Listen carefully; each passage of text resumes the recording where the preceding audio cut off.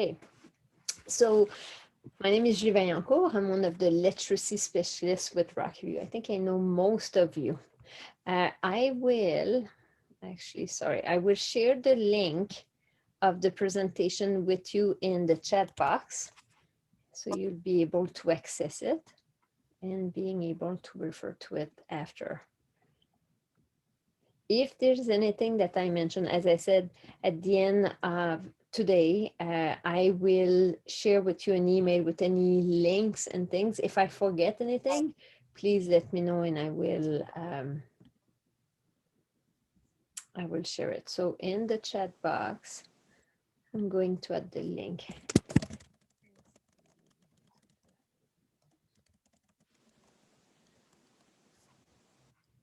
Oh. So I'm going to ask you to log in to try to access the presentation because I'll guide you through different things. So it will be easier if you have access. Later, in a few seconds, I'll give you access to a Jamboard. I will also put the link in the chat for you to access it. So you can use the link from the chat or the link that's already posted in the PowerPoint.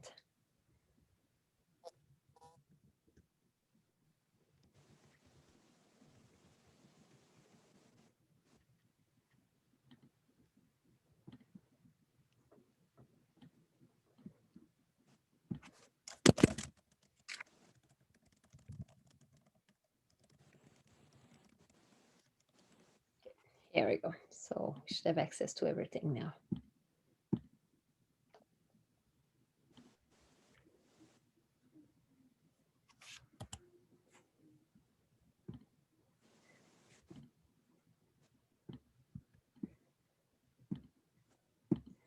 Okay, so I'll share my screen again so you can see what I'm doing.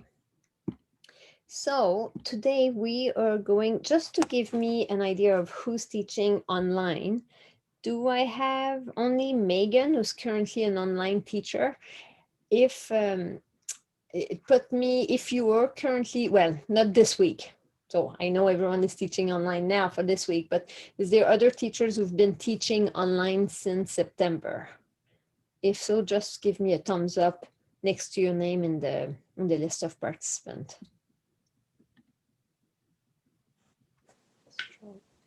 I think we only have it, Megan. Okay. If I go too fast today, or if what I share with you doesn't make sense, please let me know. Today's session is meant as a discussion. So feel free to ask any question, ask for clarification. If I'm going too fast and it doesn't make sense, please share, let's have a discussion about it. I would not want you to leave the session today feeling frustrated.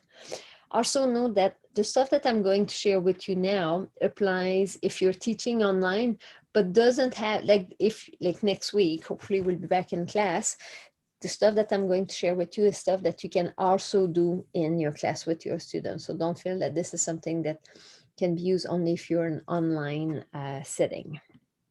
So the first thing that I wanted to share with you is this wheel. It's called the Strategic Wheel of Action. This is by Fontes and Pinel, and this shows the 12 actions that readers do when they are learning to read. The reason why I posted that there is to show you how complex reading is. Us fluent reader, we don't realize all the complexity because we do all those actions without knowing it. But for our readers who are learning to read, some of them, if not taught explicitly, may struggle with a specific section of this wheel. So as you see on the top section, what you see in blue is what students are doing, like the thinking within the text. Most of these actions are done when students are learning to read. So at the beginning, like all the way to, like we see students are learning to read up to grade 3-ish. And then after, that's when the students are learning, are reading to learn. And that's when we want to focus on the comprehension. So what you see on the top of the wheel, it's really the action that students are doing when they're trying to break the code of reading. That's when they're searching for and using information. That's when they monitor and self-correct the reading. So when they're decoding new words, and when they're making errors, that's when they are trying to self-correct themselves. Solving words, what do they do when they come across an unknown word? Their fluency, adjusting the reading. Now, sorry. What you see where I've put the arrows, the red arrows, this is the stuff that we will discuss today. And when I talk about reading comprehension, I always like to use myself as an example. I taught grade 6 for many, many years. And I still remember when I was doing my report cards, when parents were asking me how to support their children better.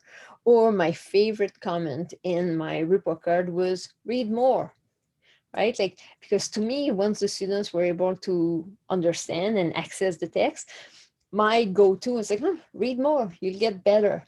And mainly that was my favorite comment on my report cards, because I didn't know what else to tell them. I didn't know, like, I knew in some cases, I knew some students were struggling with reading comprehension, but I didn't exactly know what part they were struggling, because I didn't know what were the different parts. So what you see with the red arrows are the components of reading comprehension. So when we want to support our students with the reading comprehension, we want to help them summarize the text. Are they able to remember the important information and carrying it forward? We want them to be able to predict what will happen. We want them to be able to make connection. We want them to be able to synthesize the story. We want them to be able to infer. It's very important. And then what you see in the purple, the last two are the most complex task in reading comprehension. We want them to be analyzed what they're reading, and we also want them to be able to critique their reading. So the strategies and the things that I'm going to share with you today will be things that are part of this in this wheel. Is there any question before I go further? No? Okay. So I'm going to ask you right now, just to get you going a bit, we're going to access a Jamboard. So if you have accessed the PowerPoint, go on the third slide and go to this window and click on the word here. It will bring you directly to the Jamboard. If you didn't access the PowerPoint, just go in the chat box and I've put the link to the Jamboard.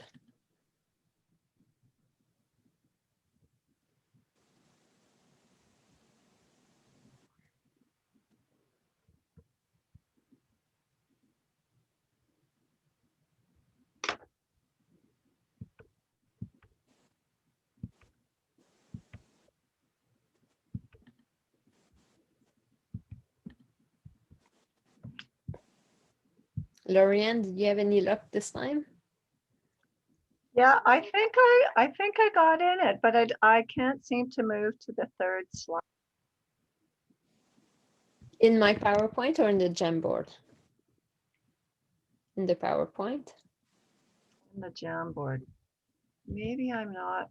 Hang on. Now you might be trying, what I see often when I'm presenting a Jamboard, people are trying to click, but they're clicking on my screen. So make sure that you're not trying to click on my screen, but more so on your screen, right?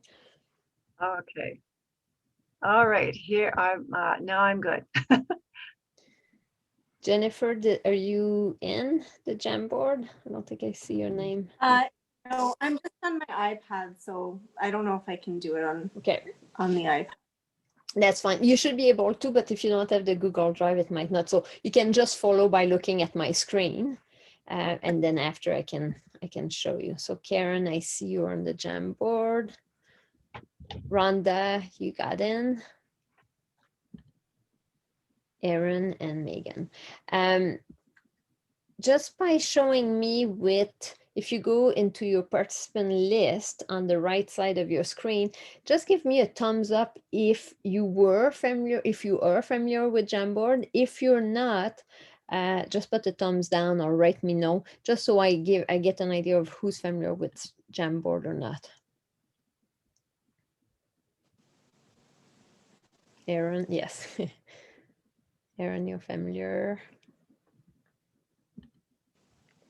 I'm going to use Jamboard. So just to show you, Jamboard is a tool that you can use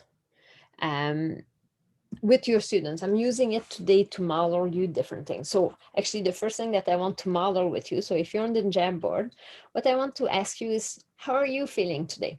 Today is day 2 of school of the year 2021. Are you feeling like 5 out of 5? You're super pumped, excited for the remainder of the year? Or are you feeling more like a 3, 1, like you really don't want to be here? So what I'm going to ask you is just write your name on the post-it. If you want to remain anonymous, just write the name of an animal if you want to, and just drag your name to where you are feeling today.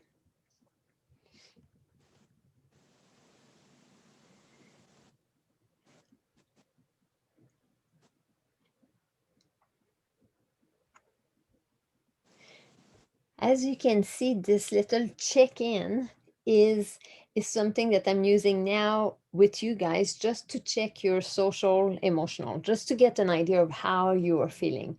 This is a tool that you can easily use with your students. Now I'm saying most people are feeling like a 3 out of 5. I don't see any 5 out of 5 keeners, woohoo, which I think is a bit normal now. Not feel that. So as I said, you can use this to do a check-in for the social, emotional of your students. Let me write.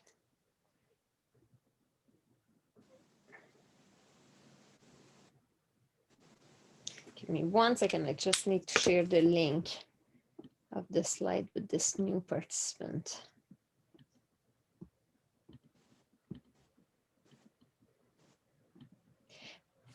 But you can also use this,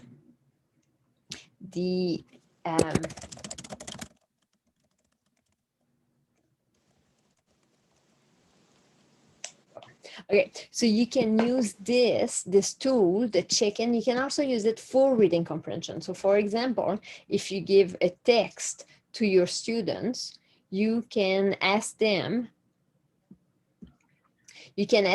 to if for example, as a class, we read this book and I want to know, so you guys, what did you like this book? How much did you like of it?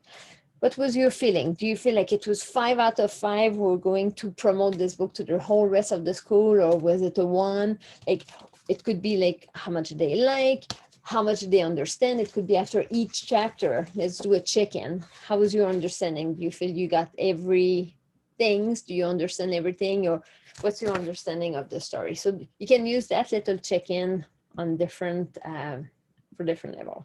Now, if you click on your screen on the Jamboard, you see the little arrow. So we're on page 1 out of 4. So if we click on the next one, this is for me just a place to know before I start giving you all my information about reading comprehension.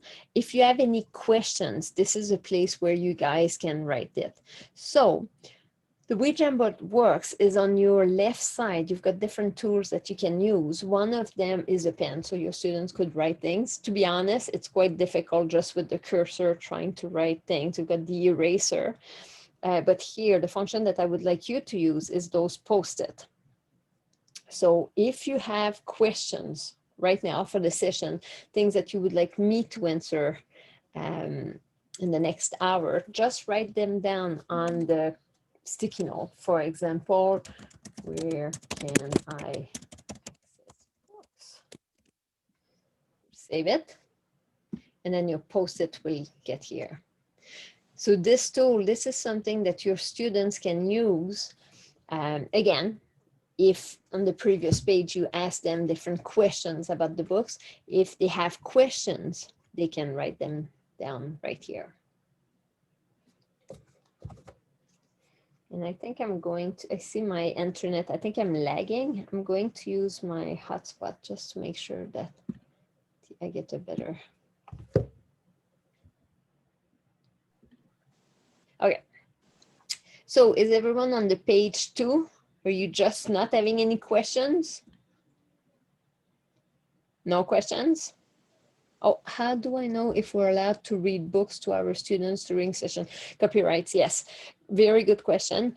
You do have to, if you're just reading the books, there's no problem. It's the recording of the session that is the recording of the books that can be tricky, and it goes with the same copyright as photocopying the book. So we're trying to keep it under 10%. If you're not recording or if you're not taking any pictures of the book, there's no problem. I would also always acknowledge when you're reading the book, make sure that you are mentioning the name of the author. But other than that, you're fine. Okay, so I want you now to go to the next page, go to the 3rd page of the Jamboard. I'm just sharing this with you as an example of something that you could use. So for example, this is a template that I stole for, and what I want to mention as well is if you decide to use Jamboard, which Jamboard is an extension of Google. So let me show you how you can access it. So if you go in your Drive, if you go to New right here, at the bottom and to More, you have Google Jamboard. So this is how you can create these. Now, what you see, this, I stole that. There's thousands of Jamboard template. So you just need to Google Jamboard template for blah, blah, blah, and then you can make a copy for yourself. The idea of a Jamboard is it's a doc that everyone can work on. I like this one, for example. This is something that you can use for your reading comprehension, where you may put a picture. It could be a page from a book. We're asking your students to drag, like I see the post-it there. I could ask specific students specific color, or you guys can just read the text and choose one of the post-it, and you would answer your thoughts based on the text there. Any questions on this? Good. Thank you, Karen, for your face. With the mask, I'm having trouble reading your facial expression. Okay. So, and the last example that I wanted to share with you, this is something that I took. I'll share with you in a few minutes where I took the book. I took the book from the LLI, which they have made all of their books available online. What I did is I just took a screenshot of the book, of one page. Actually, it's the first page of a book. And on Post-it, I copied and pasted the prompting question from the Rocky View assessment, which I'm going to show you in a few minutes. I copied the prompting question on Post-it. So as a class, I could say, okay, you guys, you're going to take the next 5 minutes to read silently the text here, this page. And then I want you to choose one of the Post-it. And I forgot to tell you, if you click on here, I can duplicate. So I could make different copy of this. And if, for example, Jennifer decide to answer this, I would ask Jennifer, I'd say, Jennifer, make sure to write your name next on the Post-it. So Jennifer may say, the illustrations support the message of the text by giving me a better idea about blah, blah, blah. Like Jennifer can write her thought on that Post-it, right? And then maybe Maggie may decide to talk to me about the connection. It reminds her of her husband who won a Nobel Prize last year for blah, blah, blah. Finding the vaccine of COVID. No, I'm kidding. But like, so this is something that your students could write their thought based, so you can share a text and as a group can answer different questions. As you can see, I color coded different, like the making connections, inferring, summarizing the different components of that wheel. So I just wanted to share with you this, which would be another way that you can do this. Okay, so if we go back to the presentation, you guys are pretty quiet. I'm hoping that's because it's midday and you guys are tired and not because you don't understand what I'm saying and that I'm not clear. So please, please, please feel free to interrupt if I'm not clear. Well, I'm going to interrupt Ben. How did you make those little Post-it notes on the screen that we just had? On the Jamboard, right? Like the different colored ones. The color. So when you go here on the left side, you see the sticky note. So I just click there and then you can choose the color. Oh, okay. Right? I get it. Okay, yeah. Yeah. Now, one thing that I want to mention, and Megan was here, who has been teaching since September. I'm sure, Megan, you can relate if you've used Jamboard. One comment that I would say with Jamboard, it works in some class and it doesn't work in other class because it's anonymous. If I don't ask, like now, like I would ask, like if you guys are answering, I would make sure, I would ask you, right, make sure to write your name before you answer. So me as a teacher, I can do an informal check-in and I know that this answer comes from Megan. Because if Megan doesn't write her name, I don't know who wrote that. The other problem, Megan, and I'm not sure if you have that experience, but like you always have letter students who may decide to be funny and write funny or not so funny comments, right? So, and because it's anonymous, you may have trouble checking, doing that follow-up. Megan, do you have any other comments to share of your use of Jamboard as at work or? No, I would say that you're right, though, that it needs to be like set up very well in order for kids to use it. Like you have to have expectations for the students, I would say. Yes. I use it, Julie, if you start a Jamboard in Google Classroom, you can make it so that every student gets a copy. I found that worked good with middle school classes that were more difficult to do it as a collaboration like this. At least you can do check-in.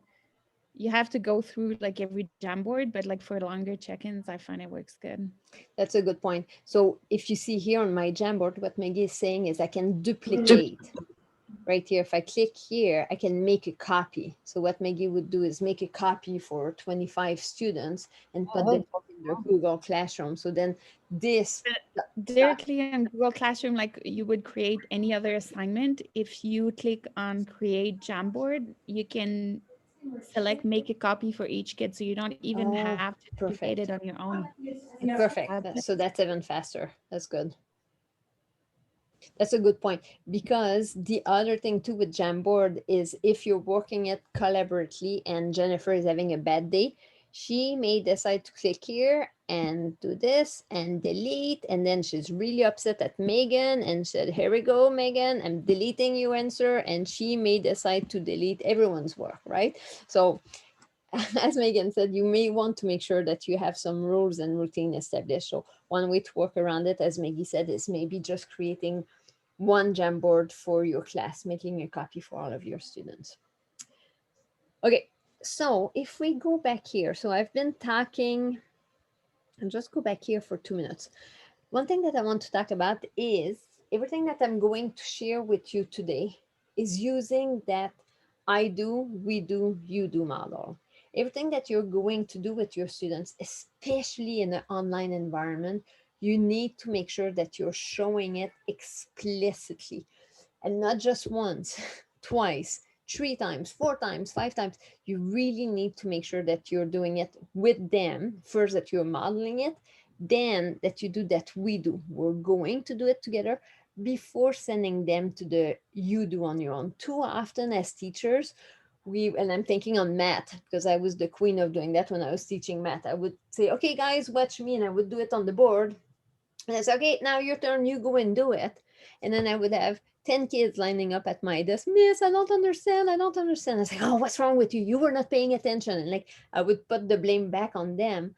But really what I was doing was not providing them enough with that we do, that scaffold, that support. I was sending them when they were not ready. The example that I like to think on when I do that, I do, we do, you do, is me teaching my kids riding their bikes, right? Like it was, okay, I do, boys, watch mama, look at me, how I'm doing it. I'm putting my hand on the handlebar. Then we do, I'm providing a bit of support.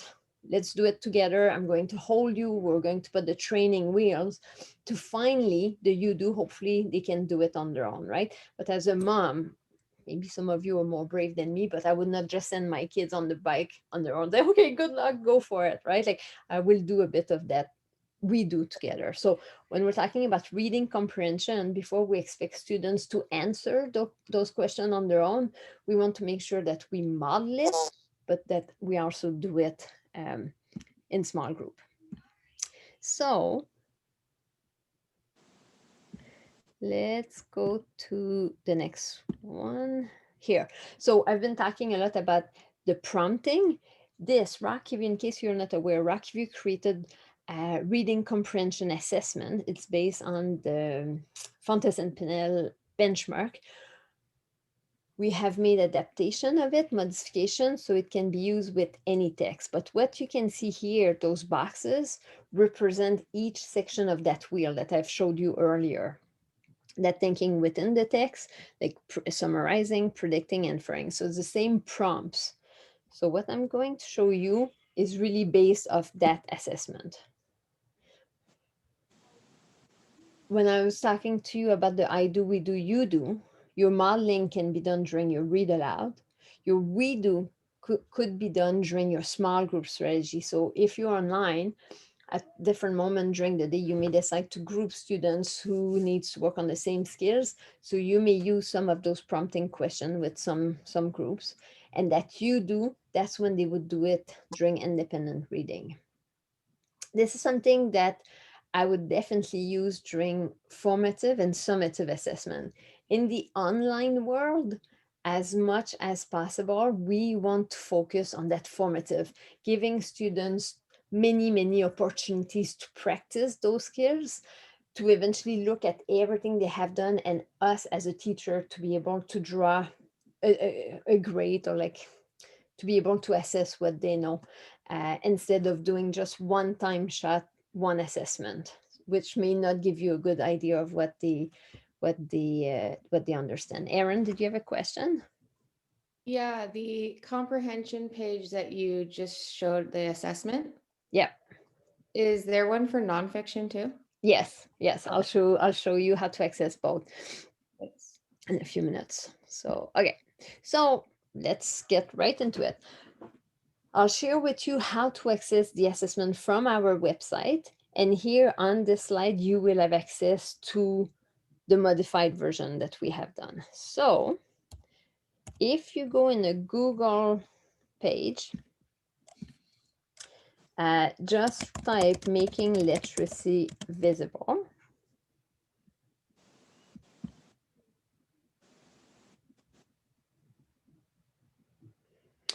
I'm going to show you where to access the assessment that I just showed you. So it's going to be right here. Yeah, no, sorry. You go under teach. So once you access our website, sorry, wrong page. You will go to teach right here. And then you scroll down until you find literacy assessment.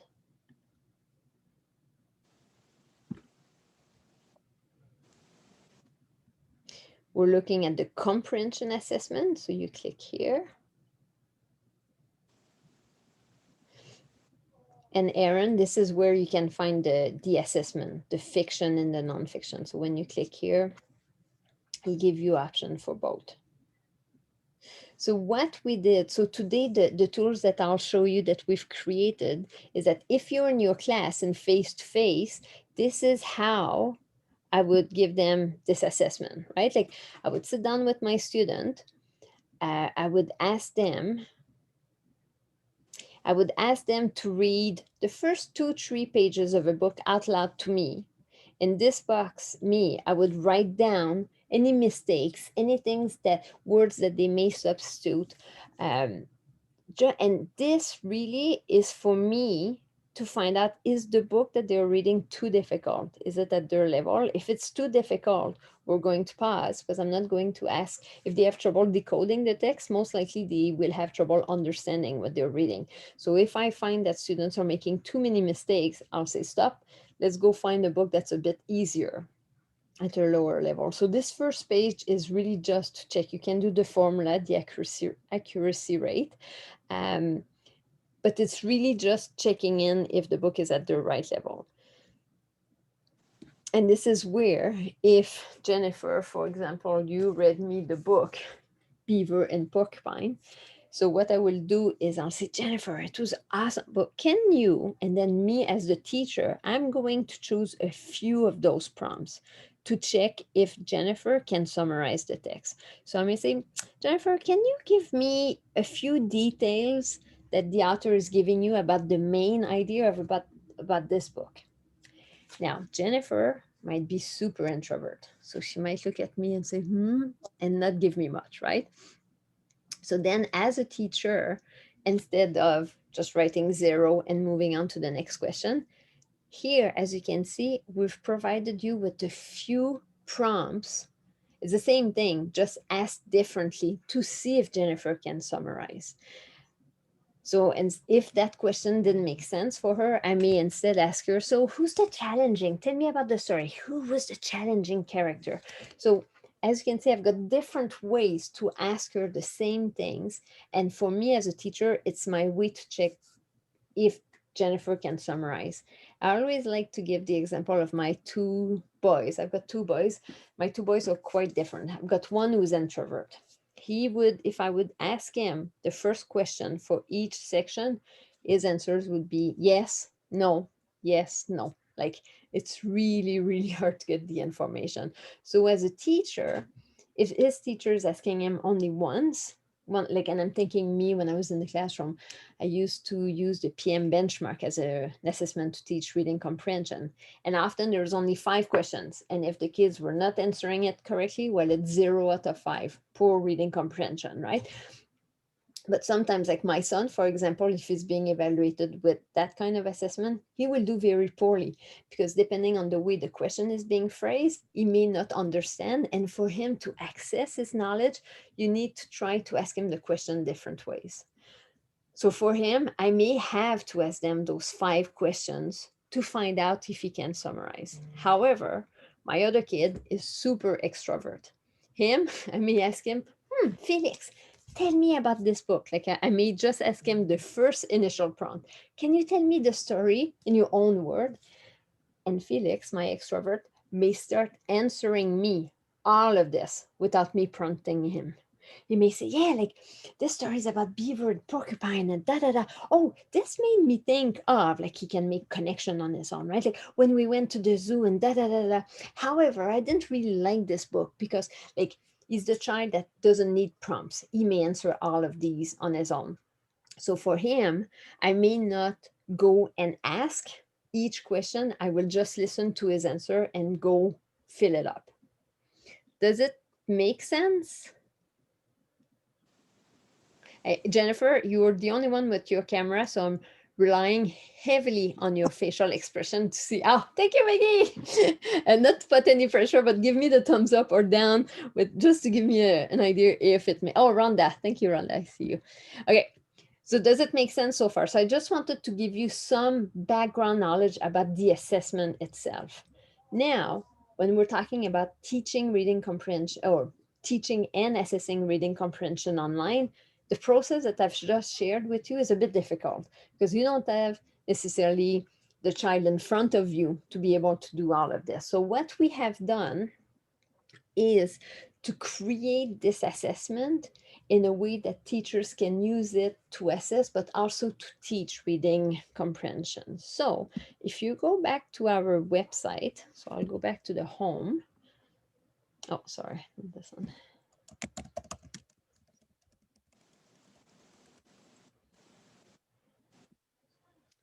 we have created, in case you were not aware, like if you're familiar with our website, you'll know the website, but we have created a section in September for the online teacher.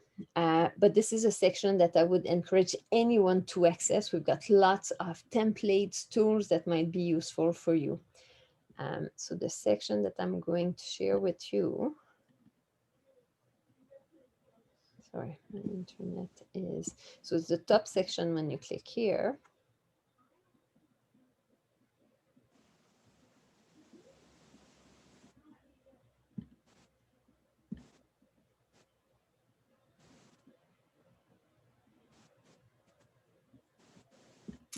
Okay, let's try that again.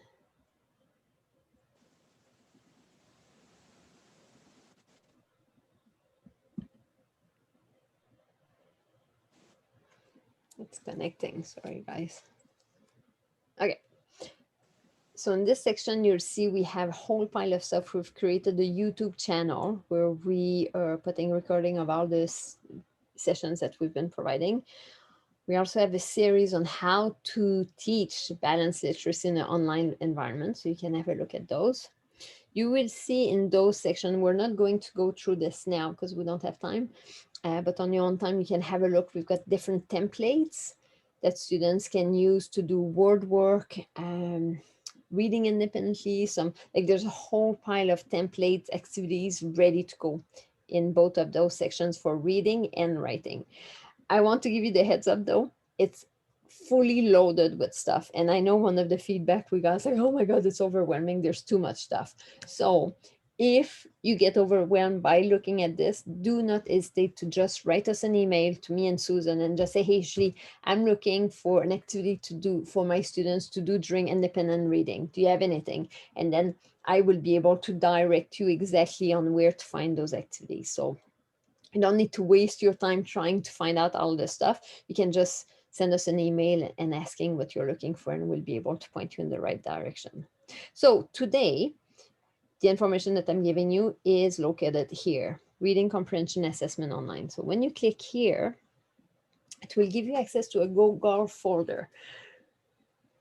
And Maggie, we have it en français and in English. I'm going to focus on the English, but just so you know, everything has been translated, so it's accessible in both. So I'm going to show you the same prompts that I've shared with you from the form that we have created, but we have created it in different format based on how you want to teach it and assess it. So the first option we have is we did it as a Google Drive. And as you can see, we always have the form for fiction and nonfiction.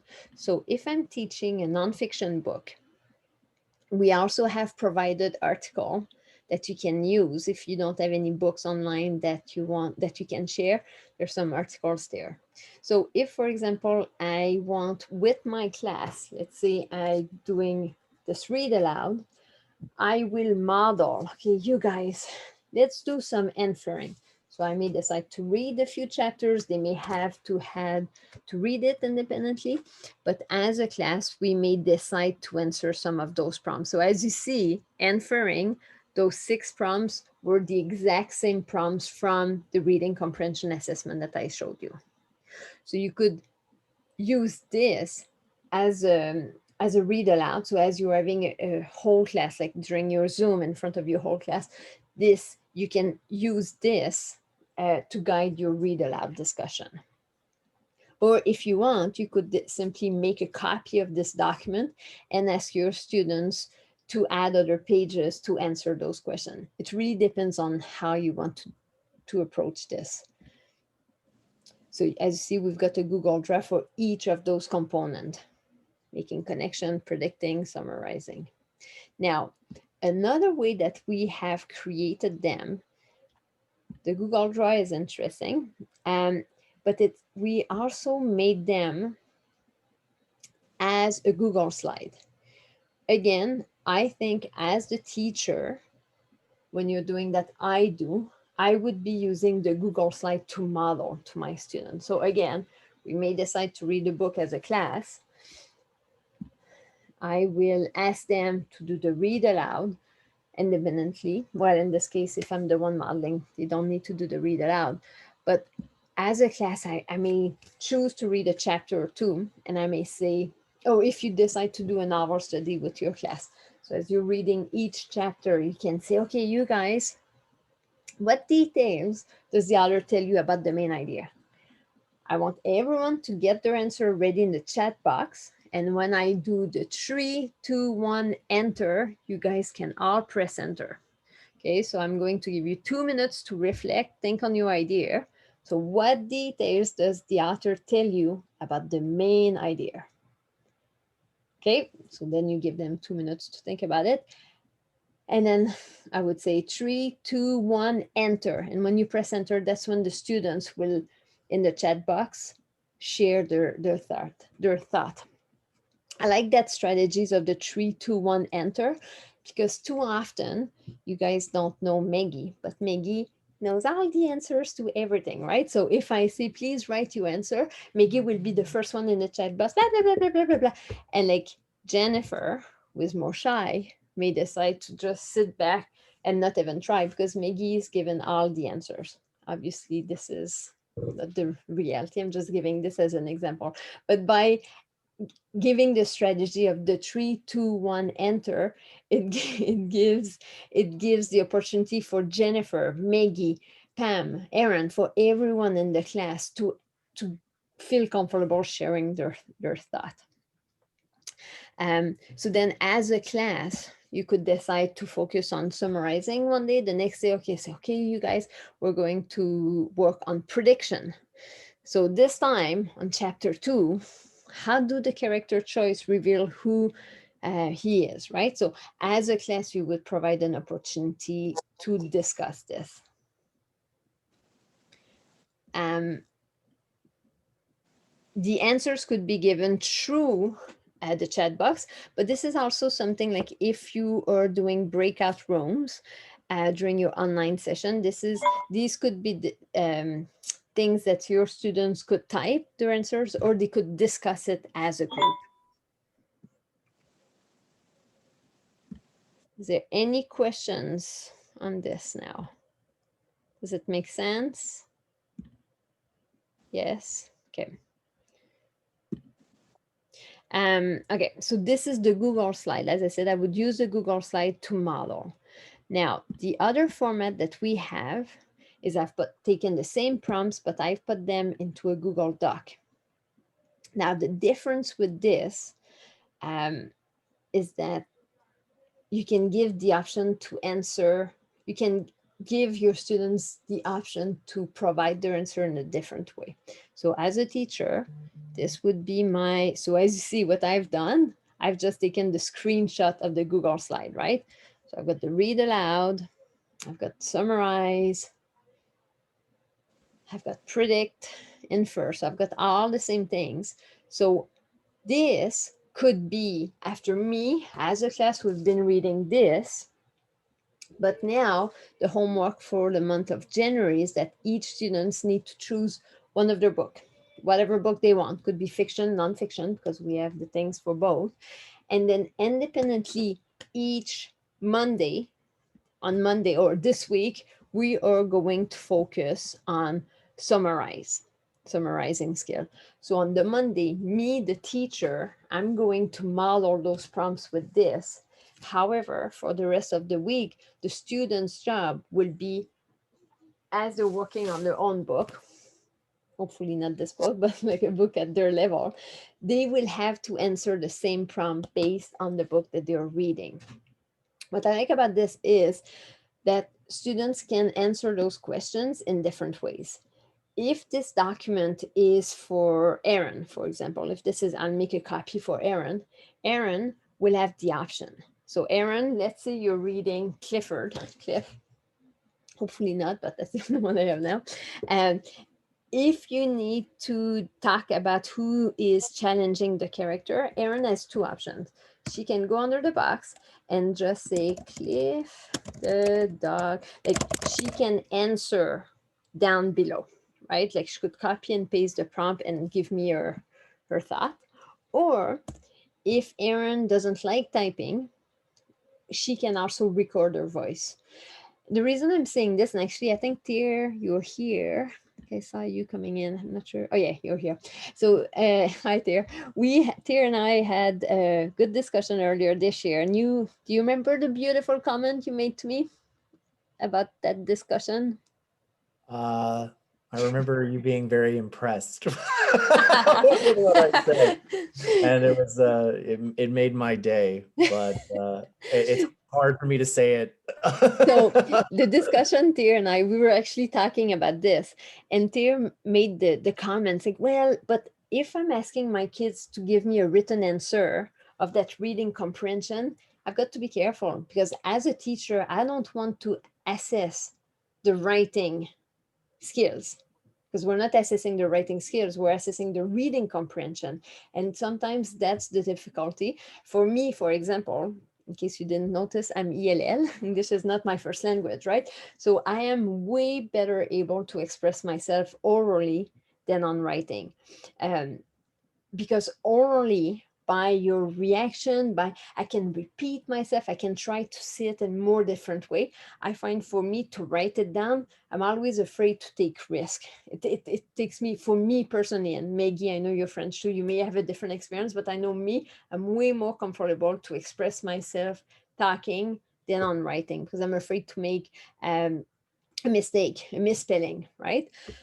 So for me, if I was a student, I would much rather answer this as a discussion or record my voice than writing it in words.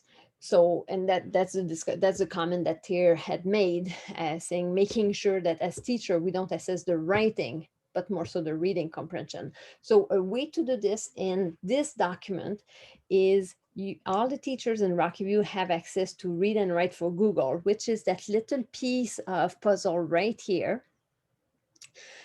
What you can do is when you turn it on, when you click on it, you'll see this new bar that will appear. And here on the end of the right, you've got the voice note. When you click on the voice note, so the first thing you would have to do if, for example, Tia is going to summarize the book, is going to click on this and is going to click on voice note. And right here, as you can see, you'll click on the mic and you will have 1 minute to talk. Now, Tia might talk a lot, so 1 minute might 1 minute might not be enough. So you may need to insert different voice memo for him to capture all of his thought under summarize. But so so if I click here, blah, blah, blah, blah, blah, blah, blah, blah, blah, and I press stop, and then I'll do the insert, and I see the rainbow color is just processing. And I'm going to stop it now because I don't really want it. But what you will see when it's uploaded, that's what will happen. You as a teacher, you will see this little arrow. And when you click on it, you'll be able to hear blah, blah, blah, blah, blah, right? So that's when you will hear the student. So this is something that you can do.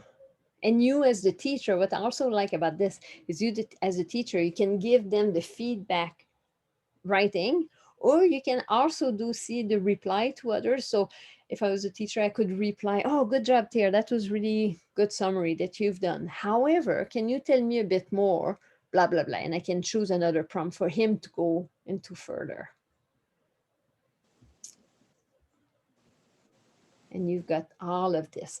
So if I go back to the slide that I had done, the part where I say the I do. So again, if I would really advise you strongly not to throw your students right away into, hey guys, this is a great Google slide, go and answer it on your own. Because they may, if they haven't done it with you, that might be a bit too difficult. So make sure that you're giving them the opportunity to model. So model it as a read aloud.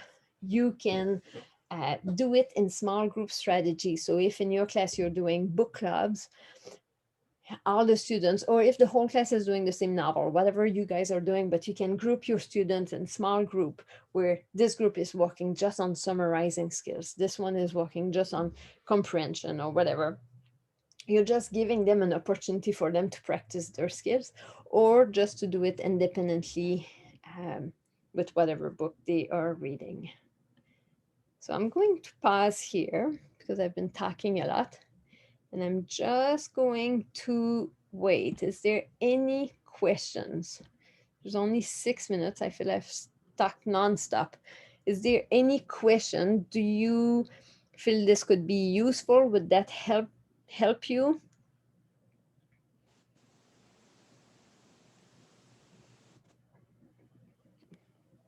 I like that you did the Google slide. I think I saw it when you first shared it, but it's a good refresher. I think there was just so much to see and so much going on that now I feel I'm more ready to tackle it. But it's great to have it in different versions. I find though, like with my kids, some learning support kids, I've tried the Google and Write extension. And I found so many problems on the students' computers because they do have access also, but like there were so many glitches to fix that I kind of gave up. But yeah, I don't know if I was doing something wrong, but it worked for maybe half of them without doing anything, but for some others, and then some others weren't using Chrome, and yeah. No, you bring a super good point, Maggie. Read and Write for Google is installed on all the devices that RockyView have, but now while the students are at home, whatever they're using may not have that extension already installed, right? So that might be a bit more challenging as a teacher to work them, like they will have access to it, but to help them installing it, it's a bit more difficult. Now, Maggie and I talked at the beginning of the year, and she has been using the same prompts using Flipgrid. Is anyone familiar with Flipgrid? Please give me a thumbs up if you've used it. There, you did. I'm going to share with you again my screen. Maggie, are you okay if I just share? Won't Yeah, too much on we this, didn't but have time to go through the whole assessment, but some classes at our school have done it through the whole process, and I worked with that. So Flipgrid is okay. Now the stress is on. I have to remember my login in front of you guys. Oh my goodness.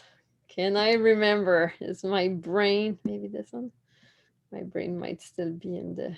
It's probably with Google. If I've shared my class with you, I've used your RV school email. So Flipgrid is a free, yes, we have it.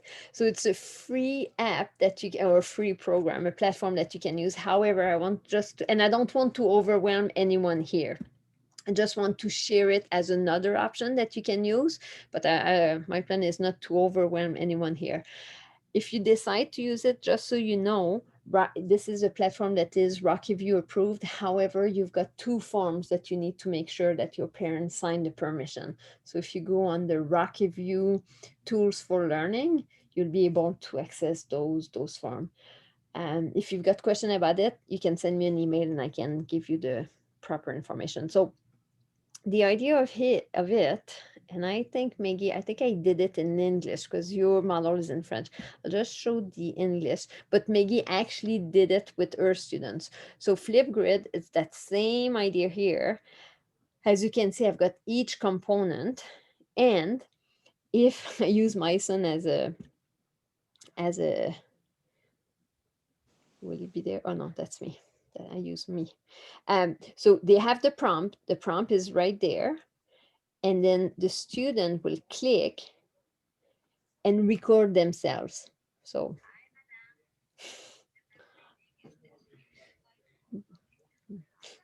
so obviously. Well, you were multitasking. So this is, whoops. So, no. Okay. So this is just to give you an idea of how this would look like. So as a teacher, you would have all your students' short videos with them explaining their answer. So this is just another way for them to do the same stuff. Any other question? We've got 1 minute left. I'm here and I can stay here longer, but if you have any questions. Did it make sense? Was it helpful? Yeah. Which books do you recommend for the kids to be reading for a comprehension assessment when we're doing online school? Thank you for the question, Jennifer. I totally forgot to show you. So I will share again my screen. So all of you were given access to all the stuff from LLI. Yeah, So- that's what I'm using, and they're really good. But I have to log on for the kids to use it, though. Oh, I That's see fine. what you mean. Yes, okay. Let me share. So when you go to Fontes and Pinel, and if you don't have the free login, I will email it to you. LLI login. Because of this year, Fontes and Pinel decided to give free access to their online, to some of their online resources. So I'll give you a login. You'll have to create an account. And it will give you access to all of this. So we can post to the kids, right? Only No. we can. Yes, give me 1 second. I just want, so I would, what I'm going to show you, I would use it as a teacher during your read aloud. But exactly what Jennifer is saying is that what I'm going to share with you, you cannot share the login to your students. So with this, if you can pick any system, it goes with different reading level. So I put this one, you go to LLI books, and then you've got the different books and you can see all leveled. So I may decide to model this book. Just share your screen exactly how I'm doing it. And then together we can answer the prompts, right? Do they have their running records on there too for their books? They do. They have it, good question, Jennifer. They have it for every even number, I believe. Like the boxes. Exactly, like the box. So Julie, can I ask a question? yes. When I have tried to print out the running records to do an assessment with one of these, it's printing out as gibberish. Is there something I'm doing wrong? Well, obviously there must be something I'm doing wrong.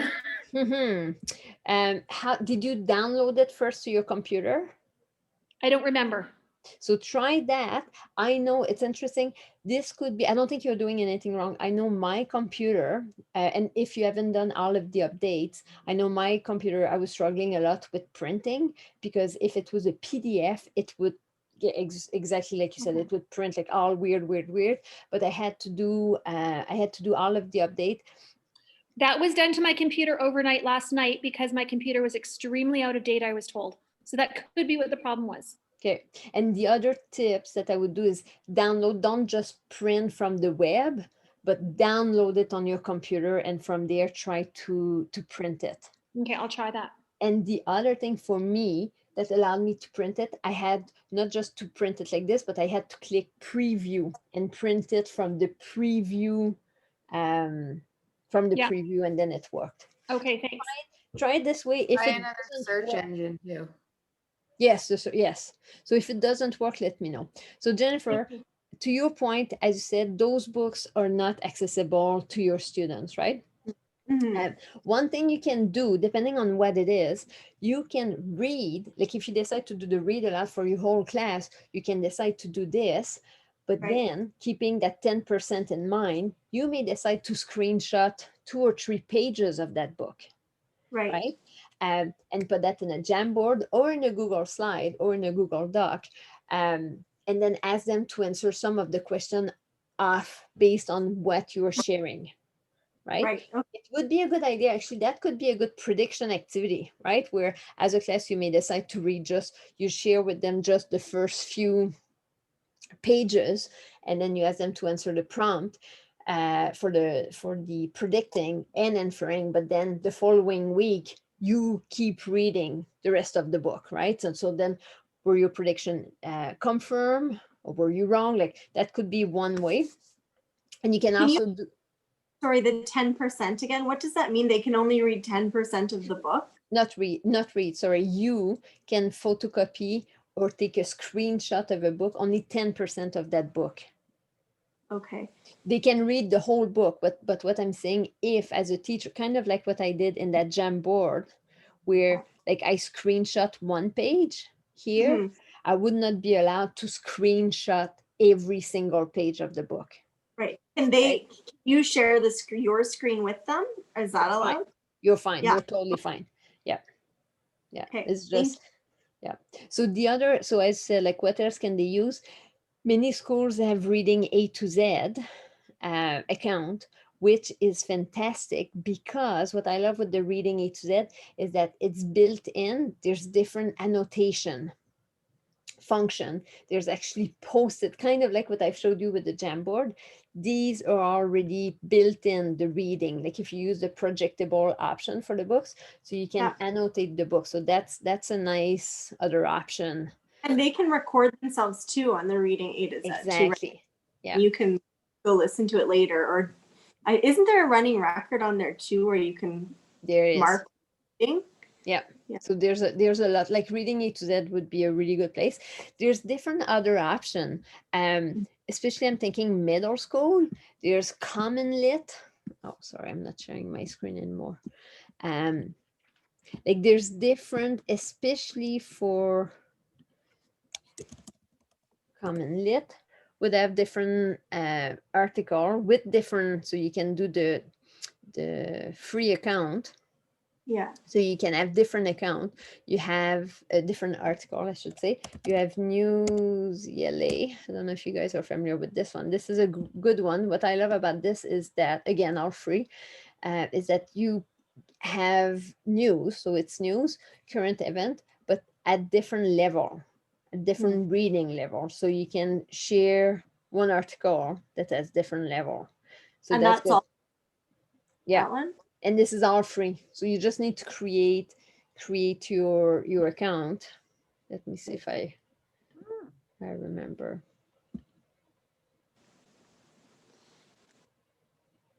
Yeah, just create your account, and then, because the other place that's really good, it's Learn Alberta. Which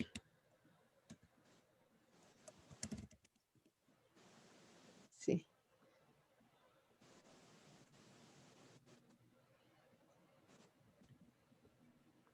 Okay, so okay, mine is in French now, but when you go to learnalberta.ca, let's say we go English, then you can select any, no, not this one, Online Reference Center, sorry. Online.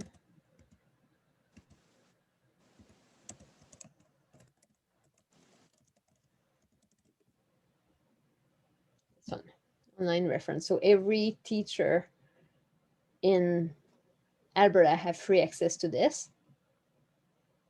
And you've got access to all of these BookFlix, well, now K-3, but a lot of them for the higher grades would be nonfiction articles, right? Scholastic, Mosley is a good one, K-6. So there's different things like National Geographic. So there's different websites here that have articles, nonfiction, that your students can access for free. This is accessible to all. So the students can get access to those with their parents from home? Yep. Yep. And the login is on the top. Why mine is not showing? I'll email you. I have it saved somewhere. I have the login, but yes, it can be shared with everyone. I'll add it to the email that I'll share with you. And you can give that to parents? Yeah.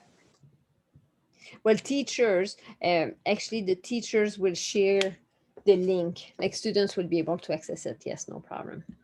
Okay, thank you. Yeah, usually, why doesn't it? Usually it says it right there. Usually when you go on the page, I'm surprised it's not showing. Oh, password. Oh, here we go. LA.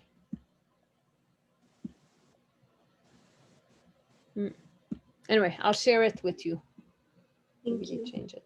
Yep. Oh, I had it. Sorry. Here we go. Share screen. So right here. So the username is LA53. Okay, LA53. And the password is 4487. Okay, thank you. And that's the online reference center? Yep.